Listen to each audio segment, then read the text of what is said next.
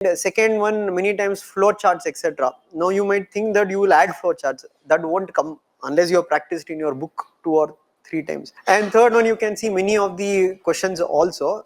It's broad-ended. Broad-ended ಅಂದರೆ narrow ಅಂತ ಅಲ್ಲ, ಓಪನ್-ಎಂಡೆಡ್. ನಿನಗೆ ಏನು ಎಕ್ಸಾಂಪಲ್ಸ್ ಕೊಟ್ಟಿದೆಯೋ ನೀನು ಅದು ಕೊಟ್ಟು ಬರೀಬೇಕಾಗತ್ತೆ. So see, for some questions it is difficult to answer without preparation.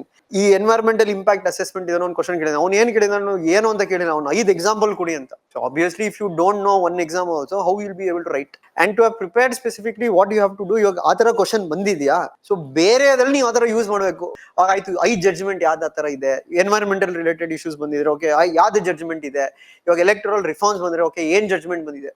That is how you can make your specific preparation. Content will be always there, but ಅದೇ content ನೀವು ಹಂಗಂಗೆ ಓದಾಕಲ್ಲ, ನೀವು ಶಾರ್ಟ್ ನೋಟ್ಸ್ ಮಾಡ್ಕೋಬೇಕು according to what you want. ಅಂದ್ರೆ ನಿಮ್ಗೆ mind set ಇರಬೇಕು, question ಯಾವ ರೀತಿ ಬರ್ಬೋದು ಎಕ್ಸಾಮ್ ಅಲ್ಲಿ ಬಂದ್ರೆ ನಾನು ಯಾವ ರೀತಿ ಆನ್ಸರ್ ಮಾಡ್ಬೇಕಾಗತ್ತೆ.